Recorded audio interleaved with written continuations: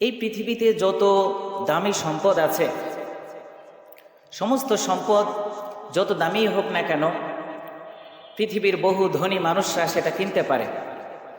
কিন্তু আল্লাহ তাআলা মানব জীবনের যে আয়ুকাল, যে মূল্যবান সম্পদ, যে সময়টা দিয়েছেন, পৃথিবীর কোনো মূল্য দিয়ে এই সময়টা কেনা যায় না।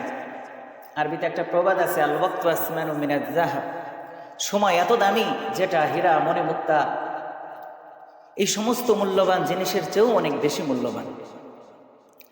একটা মানুষের জীবনের সময়গুলো যদি সঠিক ব্যবহার করে, সেই মানুষটা কিন্তু দামি হয়ে যায়, হয় না? আবার একই মানুষ সময়ের অপব্যবহার করার কারণে সময়ের পরিপ্রেক্ষিতে সে মূল্যহীন হয়ে পড়ে। যদিও দুটা মানুষ রক্তে মাংসে গড়ায়, কিন্তু সময়ের সদ্ব্যবহারে মানুষকে সম্মানিত করে, দামি করে, মূল্যবান করে তোলে। সময়ের অপব্যবহারের কারণে এই মানুষগুলোই মূল্যহীন হয়ে পড়ে। তো আল্লাহ তাআলা যে আয়ু দিয়েছেন, যে সময়, আয়ুকালটা আমাদেরকে দিয়েছেন, এই সময়টা একদিন ফুরিয়ে যাবে, জীবন থমকে দাঁড়াবে, জীবন নামক যে বাতিটা নিভে যাবে।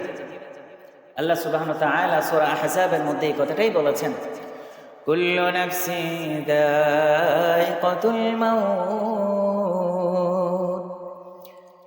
প্রত্যেকটা প্রাণ মৃত্যুর স্বাদ আস্বাদন করবে।